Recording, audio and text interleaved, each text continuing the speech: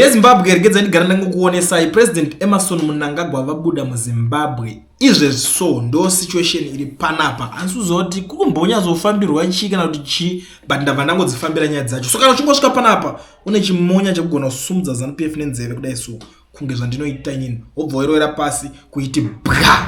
Wobva waziva kuti vese uri kuti pasi nawe uri kuti ngavabve futi pachigaro. Tanga nekulike this video right now kuitira kuti ZANU-PF yacho iboyikani. Nyaya ndangoya nayo panapa iri simple. Sekutara kwandambozviita kuti vaMnangagwa vabuda muZimbabwe iko zvinezvi. This afternoon, His Excellency President Emerson Mnangagwa has left Harare for Maputo, where he will attend the 5th independence anniversary of the Republic of Mozambique. Saka ndo zvafambirwa izvo. Zvingogara tangoti ju tobva tangokuonesai kuti muzoziva kuti you never know munamato yenyu or anything jamunenge muchiita ikoko munongoita muchingoziva kuti chi munhu haapo paground ambobuda ambofamba ndo situation iri panapa yatiri kusangana nayo. But ndiri kuonawo zvakawanda zviri kutenderera mastreets esocial media, zvinhu zviri kungotaurikawo imomomo unotoshaya kuziva kuti zvimwe zvacho zviri kumbonyatsofamba sei, because ndiri kuona Zaki iri kucomplaina, iri kurwadziwa nevamwe vanhu vari kuita basa rekuita anti corruption like zvavanoita ivo. Vari kutaura kuti vanhu ivavo vari kumbozviitire chiko anti corruption izvozvo bangomanikiriki ndakuita anti corruption zviri wrong. You know, these guys, they don't want competition. Vari kuda kuti varambe vasare vari ivo vega mugame because zviri kurwadza. Unozongeri kana wagunzika imimi chinjenje muri kuita chakadai. So ndo pari kutaura Zimbabwe Anti-Corruption Commission has raised concern over the growing number of organizations claiming to fight corruption, warning that many of them lack legitimacy and may be operating with hidden agendas. Legitimacy with hidden agenda. It's like ivo maybe vajera kushanda vachipuruzira because vane vava vanenge vachida kupuruzira, so iri kushanda chiti zutri Zaki trichichi but vanenge vachipuruzira like zviganandas. Hatina kana chigananda chakambosungwa saka vanenge vachishanda chizvipuruzira, but vanyowana vari kuuya vanenge vada kushanda vachiti right imimi uri kunzi kuita corruption pakadai so, uri kunzi kuita corruption pakadai so, ndo pari kunzi aiwa vanoleka legitimacy. ZeZimbabwe mashura chaizvo. Aya tichazvirega gore reri. Adzanoleka legitimacy kuda kuti vada kuti kana zviri zvenyaya dzecorruption ivo ndo vega varida kuita kuti ndo vega vane mvumo, but it's just an organization like others. I don't know why are they complaining. Vari kurwadziwa nechi nyaya iri kutaurwa kuti vamwewo vapindewo vaitewo zvinhu izvozvo, because unongowaona kuti uyu ari kuita zvakati but aiwa vari kushanda nenhingirikinisiriyo vari kuzodididididi havadi kuti maZimbabweans vamwewo vazviite, vanenge kuti ivo vazviite neorganization yavo vega. Saka vanhu vakazochionera chidhiri chacho kuti aiwa regedza tipindemo. Saka zvinenge zvakurwadza manje zvekuti vanozoti muri kuleka legitimacy, ivo vari kuzoti muri kuleka fiye. Hakusi like havasisina fiye kana vachipinda vanenge vachingobata chingoro chigananda mpa chero ukangoda kungonzi wangotenga zvimarwesi zvisinganzwisisi kuti mari yacho yabva kupi mpa. Ukangoda kungozikana kuti iwewe uri kungokandira kuti mari uda kungotengera kuti mota vanenge vachida kuzoti mari yacho futi waiwana kupi mpa. Saka ndo zvinhu zviri kurwadza izvozvo. Anyway, muri Zimbabwe ndo ma-updates andangoya ndakakubatira, but I want you to listen something. Ndine imwe audio ndoda kuti musare makateerera, unozoti pese panotobva panapa handingokusiyei zvekumhanya, ndinoda kuti musare makateerera something. But regedza ndigara ndakukuzivisa dhiri riri panapa kune vanhu vese, especially those who are in South Africa, even kana uri outside zvinoita futi. Kana uchida kuregisterwa company usina work permit kana study permit, bata Owen zvaizi. Owen anozvigona nokuitira zvinhu izvozvo. Iwo zvinongoita nyengotora nhamba dzake obva ngokuitira masports wotoregisterwa company yako wavhovhurwa FNB business account. Usasaswera uchikumbira vamwe vanhu kuti vakuisire mari mumabanks avo. Vanhu vanovhaira mazimba anonerwa kwaunenge uri kunhingirika ndauda kukumbira so hamene zvavanongoita. Saka ivo chingovhurwa yako ubva ngozviitira zvinhu zvako peaceful so gara wabata Owen. Saka zvamanje sare makateerera muchinzwa sekupromisa kwandaita kuti ndoda kusiya makateerera audio. Kana uchingone zvako zvaunoda kutaurawo unokwanisa kuzisenda pane namba dzangu dzandichazosiya dzakadisplay pa screen. Kule ndati ndimbotaura uyu munyaya yangu panapa. Nyaya ndikuda kutaura pfupi zvayo kule ndikukutsikawo paplatform pako. Platform yako, platform yerevolution. We support it. We call upon all Zimbabweans or everyone in the world to support Kulent TV. This is the platform for the revolutionary. Saka Kulent nyaya iri pande kudai. this is high time now. Vana vezimbabwe takotamisiwa nevarume neharahwa dzeZANU-PF tikaitwa vakadzi. Zvinova izvo zvinhu zvanyanyisa kusvika pakupedzisira. Vana vari kuputsikwa dzimba. Mnangagwa kutora nyika achiita gadheni rake. Zvinova izvo zvinhu zvakashata, hazvina kunaka zvinhu zviri kuita Mnangagwa.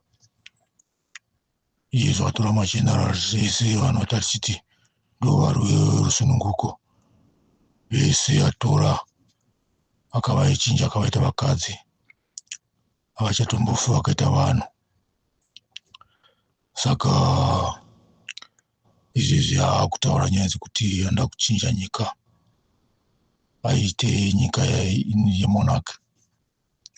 Zviro izvo kuti unenge atotora ivhu sezvariri. Saka anogona kungoita madhiro nenyika iya kuti chiro akada kubvisa mese tasara ari nevana vake anogona kuzviita.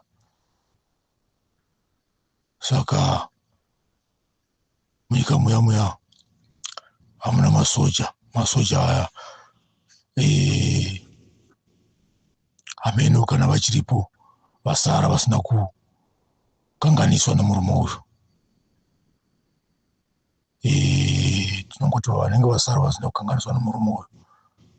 Hai, itai varume guys, chinjai muite varume, because ruzhinji kwenyu kunoratidza kuti kwakamuiswa mvura yezvitunha, chikafu chamunopiwa chemaresheni chiya chinotoratidza kuti chakatotsvetawo mishonga yekuti mufe pfungwa iko kuarmy uko nekumaporisa. But tinoziva kuti varipo masoja echokwadi. Tinotenda kumasoja echokwadi kuti muchava nesu parusununguko kwatiri kugwisa. Saka today I'm calling upon all Zimbabweans to listen to this audio. These guys have abused us enough.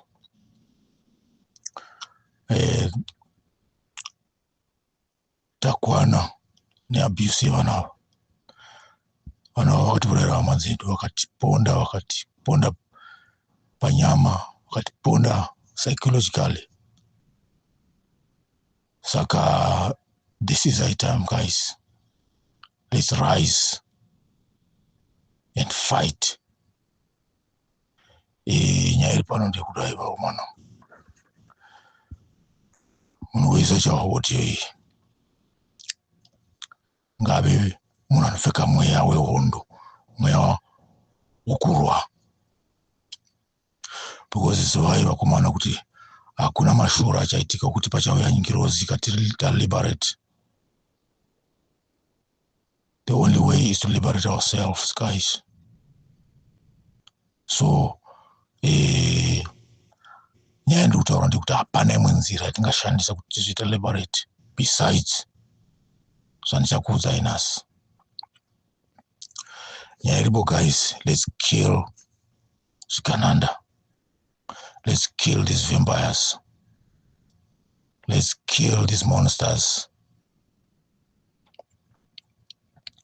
That is the only way to our liberation guys. Saka zvandotaura pano ndezvekuti I'm calling towards, upon varume vese vemunyika. Zvinoziva kuti kana vakapfuira vashomanene ikoko kwaarmy nekumaporisa, ruzhinji kwedu hatina kupfuikwa, hatina kusurikwa nemavhempaya. Saka nyaya iri pano guys, makamunzwa nganga yavo ichitaura inonzi makore, kuti makore ari kuti vane joku ndiyo yavanotemba. Joku is just a bunch of old people who think that they can go away with murdering our citizens. Saka nyaya iri pano ndekudai uso, munhu wega wega anonzi ndowechoku must die. General woga woga anosapota joke must die. This includes vanhu vakaita sachief vampire Mnangagwa nevana vake nomukadzi wake. Pavana vake, it's not all of them who are like him, but they are the more prominent ones, including Sean Mnangagwa, Kuda Mnangagwa, nematwins awa anonziko ndevekuurwa ava vanonzi avasiri vake ava vane musoro mukuru ava ndo vanofanirwa kutageta. Vamwe vese avo hai vakadzi avo siyana navo payazvikananda. This includes vanatakuri, including vese vanoita magenerals ose akasarudzwa naMnangagwa. They must die. Guys, if we don't kill these vampires now, they are going to finish us. So there's no time to waste. There's no time to play. We should deal with this issue the Israel way. If you know, you know. We should take out the enemy one by one. Don't you know, guys? So, vanhu vese vemuZimbabwe munofanira kuti mupfeke mweya wehondo. Vanhu ava, we know where they stay, we know their businesses. They are enjoying life in our eyes and walking on top of our relative blood. They are enjoying themselves in front of us while we suffer. This must come to an end, guys. So we should destroy each and every property, each and every business that belongs to Chikananda. We should kill each and every Chikananda. We should have a list, a full list of these people. We know they're them. We should have a list of these people that should be killed. Iwondo edu tose, guys. Aisi iwondo yani, county yani. Iwondo vana vemuZimbabwe. Saka ndo nyaya iripo, guys. Munhu wese ngazive kuti from today toda kuti tinzwe kutiko, tiite kutiko, uye kuti tigadzirise kutiko Chikananda chitange kufa. Saka palisi obvious Chiwenga munomusiya nefamily yake. Vanamudaragiza kana vakakonewa vati vakambozama kuti vamirire vanhu. Kana zvaramba usakaramba hapana problem. Tinovapa respect. Ngavagare vakazorora tichiita basa. Operation aisi munhu, operation yevana vemuZimbabwe. We need to kill these people while its time permits. So that time is now. So Kulint, this audio, make sure this audio reaches everyone. Guys, vari munyika, vari muZimbabwe. Musaenda kumakorokoza, musaenda kuchikorokoza muchinosvika muchipondana. Vanhu vanofanira kuponda varipo. Guys, South Africa, how many people died in Limpopo? Vanhu vangani vari kufira mumakumba ekuSouth Africa echikorokoza vachizama kuramisa mhuri dzavo. Vanenge vari kufa. That blood is upon Mnangagwa. Vanhu vemuZimbabwe are dying every day. Kwese kuna Benoni, kwese kunoitwa zvokurukusa, vanokandwa mugodhi, vanodini every day vachizama kuti vararamise mhuri dzavo, zvichikonzekwa nezvikananda. Saka guys, this is high time. Vose vanozviita mhondi, vose vanozviita mabhinya, ndo chibhinya chamufanira kuti muite from now. Direct chibhinya kuzvikananda, kuti nyika yedu isununguke. Use whatever you can use. Machete, banga, foot, petrol bomb, anything, guys. Burn down every property that belongs to Chikananda, but don't harm our people. That includes my workers. Tidine vanhu vedu, munofanira kukufa, munofanira kureceive blow musoro Chikananda. So guys, this war that we are going to start is the war that we pray that may God lead us to victory. Ihondo ichange yakatungamirikwa naMwari.